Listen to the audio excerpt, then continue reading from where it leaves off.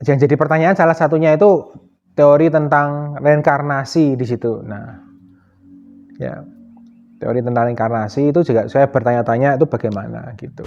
Tapi itu tidak dijawab dengan hal yang memuaskan buat saya di situ. Kalau waktu kecil ada pertanyaan-pertanyaan seperti itu.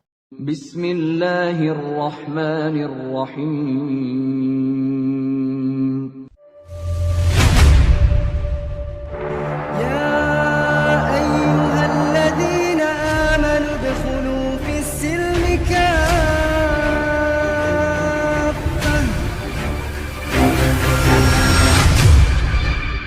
Assalamualaikum warahmatullahi wabarakatuh. Saya Ko Martin, saya berada di Desa Wisata Brayut ya hari ini. Saya mau sharing ya, ini agak meresahkan ya bagi saya yang sudah mengetahui mulai muncul lagi itu apa ya, sistem pendidikan yang terselubung lah atau menjadikan generasi berikutnya untuk jadi generasi penjudi. Nah itu kan bahaya ya. Nah kita nggak waspada kalau kita nggak ngaji, kita nggak tahu di sana ya.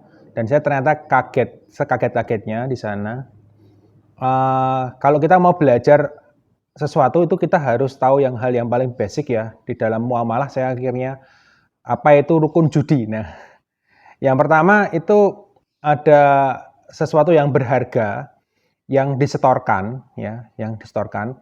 Kemudian yang kedua hadiahnya itu berasal dari sesuatu yang berharga yang disetorkan gitu. Ya, terus kemudian yang ketiga ada aturan main tertentu, yang keempat ada yang kalah dan menang, dan yang kelima adalah hadiahnya dari harta tersebut. Ya, contoh sederhana itu misalkan ketika dulu waktu kecil itu saya pernah beli stiker ya, stiker itu bayar kalau mungkin sekarang istilahnya mungkin 1000 ya, bayar 1000 atau 500 gitu. Terus kemudian disodorin benang yang di bawahnya itu tersambung dengan banyak gambar-gambar stiker, ada yang besar banget, ada yang kecil gitu. Ya. Ditarik.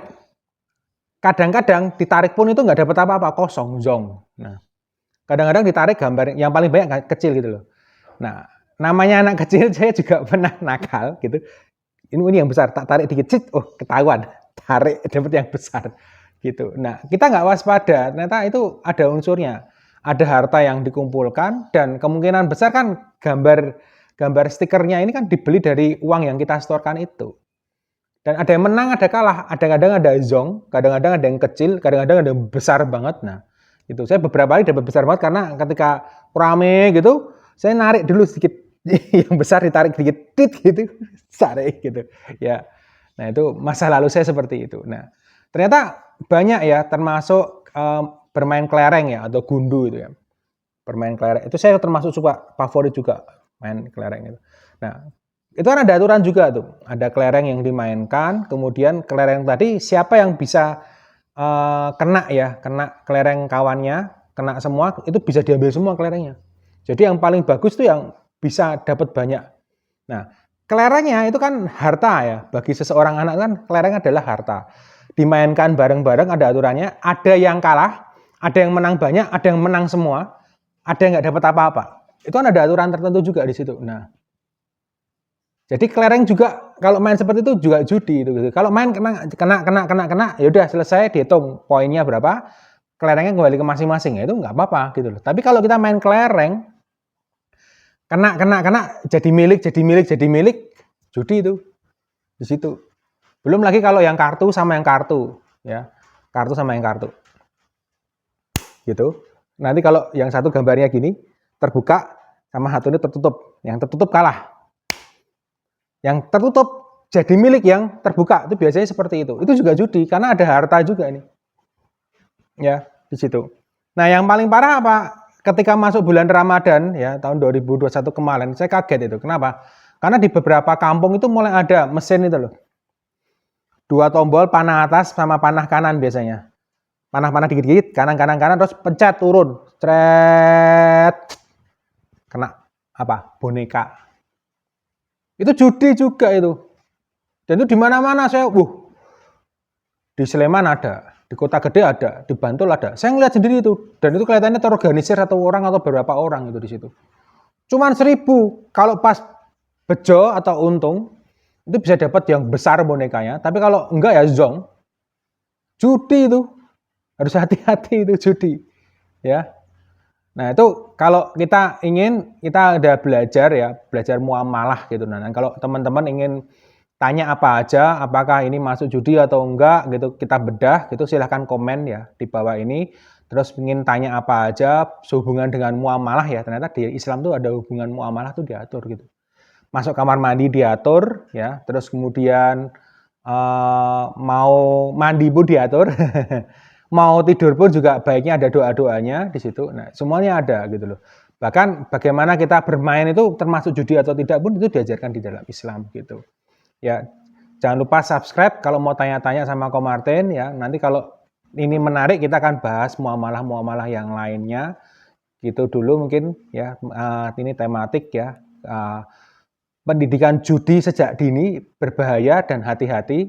Kenapa? Karena ya makanya nggak salah kalau di kalangan masyarakat kita banyak judinya, karena dari kecil aja mainannya cuma mengandung unsur judi gitu.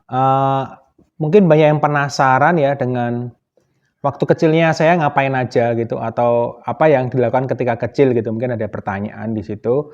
Terus ada pengalaman-pengalaman spiritual yang menarik apakah ketika waktu kecil gitu ya di situ ya. Mungkin pertama kali apa ya? Mungkin pertama kali ke gereja kali ya. Pertama kali ke gereja itu mungkin seingat saya tuh waktu SD sih. Tapi kalau di SD itu nggak banyak ke gereja karena ibadahnya banyak di sekolahan gitu. Terus ke kelenteng itu sering, tapi kelenteng itu seringnya di Jawa Timur ya. Ke kelentengnya sering di Jawa Timur di situ. Di sana, dan di sana biasa kita ya seperti anak kecil yang lainnya mainan gitulah biasa gitu. Nah, saya main banyak, paling seneng itu main apa ya, neker atau kelereng lah gitu. Tadi kok Hah? masih kecil itu kan udah dapat petunjuk belum kok? Masih kecil sudah sebetulnya. Sudah. Petunjuknya itu kalau waktu mualaf itu taunya setelah belajar ya, setelah belajar itu ternyata petunjuknya apa? Ya adzan. Di TV ada adzan maghrib, itu saya menarik bagi di saya itu artinya saya baca petunjuknya apa itu ya. Jadi hidayah setelah saya belajar itu ternyata sejak kita lahir sampai kita meninggal akan selalu ada, tergantung kita mau ngambil atau tidak gitu. Jadi kalau waktu kecil hidayahnya apa ya, ketika mendengar adzan maghrib di TV ada artinya, menurut saya itu artinya baik di situ ya. Kalau kebaikan, tapi kok tidak pernah ada yang membahas ya, karena lingkungan saya tidak pernah membahas Islam. Nah, kenapa lingkungan saya tidak pernah membahas Islam ya? Karena saya menyadari sampai hari ini itu agama itu bukan sesuatu hal yang dibahas di tempat umum gitu loh, sampai hari ini masih. Jadi dan masih sangat terbatas sekali orang itu mau bahas. Nah, mungkin via YouTube sekarang itu mungkin banyak agak terbuka ya. Lewat sosial media agak banyak terbuka, terus mulai ada diskusi-diskusi di ruangan terbuka baru belakangan ini gitu loh. Tapi kalau dulu-dulu waktu kecil kan mungkin kita ingat sendiri gitu, mana ada gitu loh ya. Yang ada mungkin di TVRI ya, mimbar agama apa gitu, mimbar agama apa di situ ada di situ. Tapi sempat mikir nggak waktu masih kecil itu? Oh, nah saya jadi ingat. Kita pernah bahas itu ya, yang warna putih ya, warna putih itu. Nah, itu waktu kecil itu. Jadi ketika waktu kecil saya bertanya, misalkan ini kursi ini, kenapa ini dinamain kursi? Siapa yang ngasih nama ini kursi gitu loh. Itu saya bertanya di situ ya. Ini baju, ini siapa yang ngasih nama ini baju gitu loh. Jangan-jangan ini bukan baju, ini jangan-jangan ini celana gitu mungkin ya. Ya. Gitu. Ini hidung gitu. Yang ngasih nama ini hidung siapa gitu loh. Dari mana sih gitu loh, kok bisa muncul tahu ini nama hidung, siapa yang ngasih tahu gitu loh. Nah, itu saja pertanyaan saya. Ya, termasuk saya pernah bahas juga waktu itu dari kecil sebetulnya. Apakah tumbuhan itu berdoa atau tidak? Gitu. Ya, apakah tumbuhan itu berdoa atau tidak? Itu pertanyaan saya gitu loh. Pernah saya tuh beberapa pot tanaman tuh saya tempelin dupa-dupa gitu, banyak banget itu di situ. Itu ketika kecil ya? Ya. Kemudian kan katanya kalau masih kecil itu kan ya, nggak dihisap kan kok. Kan kita nggak tahu kan. Untuk kita benar-benar proses tadi berpikir ini, oh bener nih. Untuk kemudian aku harus mencari jati diri untuk keimanan, untuk pedoman. Nah itu gimana kok? Jadi kan setelah belajar itu tidak ada orang lahir itu langsung dalam keadaan dia itu walaupun orang tuanya agamanya apapun juga, proses ketika lahir ya itu tidak ada yang ketika dari rahim keluar itu sudah beragama, tidak ada sebetulnya. Ya. Itu tidak ada. Nah, yang menjadikan orang itu beragama itu ya orang tuanya kan di sana gitu.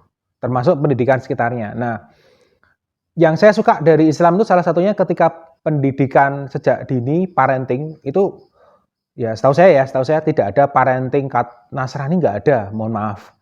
Terus juga nggak ada parenting yang lain, nggak ada. Adanya parenting global ya. Tapi kalau di Islam memang ada parenting secara khusus di situ ya. Nah, kalau di luar sana adanya budi pengerti. Kalau di situ kita mungkin masuknya di akhlak dan adab di situ, ya. Budi pengerti di sana, ya. Moral gitu. Jadi itu masuk hal yang umum, bukan di lingkup agama. Tapi kalau di kita itu semuanya tercakup di dalam agama di sana. Nah, sehingga ketika kita mengetahui dan belajar ya, nah ada beberapa hal yang ternyata kita nggak sadar bahaya gitu ya buat kita gitu loh. Misalkan tontonan-tontonan TV yang tidak sesuai dengan tuntunan syariat itu kan lumayan banyak di situ ya. Apalagi sekarang mohon maaf ya, iklan-iklan marketplace yang menggunakan idol-idol dari luar, nah itu dengan pakaian yang tidak pantas. Nah, makanya saya kalau di rumah anak sudah nggak nonton TV lagi di situ ya. Nonton YouTube masih nonton YouTube. YouTube-nya kita pilihin yang di mana gitu. Misalnya ngaji cerdas. Ya. Yang belum subscribe ya jangan lupa subscribe dulu ya, terus jangan lupa nyalakan loncengnya dan tinggalkan jejak komen juga gitu. Kalau ada pertanyaan buat saya apa aja silahkan tanya di komen ya di situ. Terus nah, yang menarik dari parenting itu yang saya agak gelisah, saya agak shock itu terutama di masalah judi gitu loh. Nah, di judi itu ternyata dari kecil tuh banyak sekali pendidikan judi yang mohon maaf selain orang Islam tuh tidak waspada, tidak tidak care, tidak memahami kalau itu jadi judi terselubung yang mendidik seseorang jadi penjudi secara tidak langsung. Ya. Mulai dari yang terang-terangan main kartu misalkan ya, yang sampai ada hukumannya gitu. Nah, itu kan tinggal dikasih duit aja hukumannya jadi selesai gitu ya. Atau kalau yang terkenal di mana-mana itu judi mahjong ya. Kalau di Chinese itu mahjong ya di situ. Itu di Hong Kong itu judi main wah ceklek-ceklek gitu. Saya nggak tahu cara mainnya kalau itu. Ya, cuman tahu dikit-dikit lah gitu. Nah, sampai judi yang tidak sengaja gitu loh, kayak main tadi saya sebutin main kelereng gitu, terus kemudian jual beli misalkan yang ada unsur judinya gitu ya. Dan itu saya pertama kali waspada itu ketika ada hadiah uang sebetulnya. Jadi ada hadiah uang ya. Ada dua gitu ya. Ini hadiahnya di sini, ini beli permen, istilahnya akadnya sebetulnya beli permen, tapi di belakang permen itu ada nomor. Ketika diambil permennya, maka akan ada tampak nomornya di situ, acak nomornya. Nah, nomornya itu berarti boleh ngambil barang yang ada di sini sesuai dengan nomornya. Ini permennya harganya cuma 1.000 satu, tapi hadiahnya ada hadiah 20.000. Nah, itu kadang-kadang orang beli langsung sampai 10 nomor. Kan dapat 10.000. Ya, 10.000 syukur-syukur dapat 20.000. Berarti kan udah menang bahasanya tetap. Jadi kalau yang dewasa itu sengaja datang baru penuh gitu full, atau kalau lebih senang lagi kalau sudah sedikit tinggal 10 atau tapi 20.000-nya masih ada, itu langsung diambil sama yang gede-gede. Bayar 10.000 dapat 10.000 nanti, dapat 20.000 kan gitu. Nah, itu judi itu. Kalau main kelereng judinya gimana? Kan ketika menang, kelerengnya yang kena hantam sama kelereng yang lain kan jadi milik. Itu nggak boleh. Kalau dihitung poin saja nggak masalah di situ. Ya, sampai yang beneran gitu loh. Mohon maaf ya. Setelah saya belajar seperti ini, saya pernah ada sebuah kajian ya di salah satu kota besar di Indonesia, di luar Jogja tentunya di situ. Nah, setelah saya sampai panitianya kaget. Wah iya kok, berarti ini semua nggak jadi kajian tuh, bubar kajiannya. Kenapa? Karena di depannya itu dibuat, mohon maaf ya, permainan ketangkasannya banyak gitu loh. Ada banyak botol, bayar 1.000, nanti kalau kena botolnya dibawa pulang. Cuman 1.000 dapat minuman harga 3.000, dapat harga 5.000 gitu loh. Di situ. Tapi kalau nggak kena botolnya nggak dibawa pulang. Main tembak-tembakan, kalau bebeknya kena tembak dapat dapat boneka yang gede gitu. Nah. Wah itu judi semua tuh, bubar itu, nggak jadi kajian tuh, pada pulang semua karena saya bongkar itu ternyata itu judi loh. Saya jelasin seperti ini ya. Ada uang yang distorkan, dapat gelang, gelangnya dilemparkan. Ada gelang yang kena, ada yang gelang yang nggak kena. Yang gelang kena minumannya boleh bawa pulang. Kalau nggak kena gelangnya, nggak kena minuman, nggak boleh. Ada menang, ada kalah. Ada rukun judi itu di situ. Dari kecil udah diajarin judi ya? Kebanyakan orang nggak menyahami itu. Siapa yang ngajarin? Nggak tahu kan udah panjang, itu udah lama ya di situ. Ya bahkan ya di permainan-permainan itu di mana ada keramaian kan pasti permainan itu muncul semua itu. Ya. Hati-hati, termasuk di permainan-permainan modern juga ada kan ya. Ya. Ada mainan tertentu, ada hadiah, hadiahnya ada yang besar, ada yang kecil. Nah, kalau saya ngajak anak saya main ke tempat-tempat seperti itu, hadiahnya nggak diambil dah. Hadiahnya nggak diambil gitu. Main dapat hadiah enggak usah, cuma buat main aja kok gitu. Ini nembak kena bebeknya dedet, bonekanya tolak. Enggak, saya nggak mau bonekanya, saya cuma pengen mainan ketangkasan saja, nggak apa-apa gitu loh di situ. Judinya karena kita bayar, ada biaya buat permainannya itu, nanti ketika menang dapat hadiah, ya itu judi. Ya. Itu.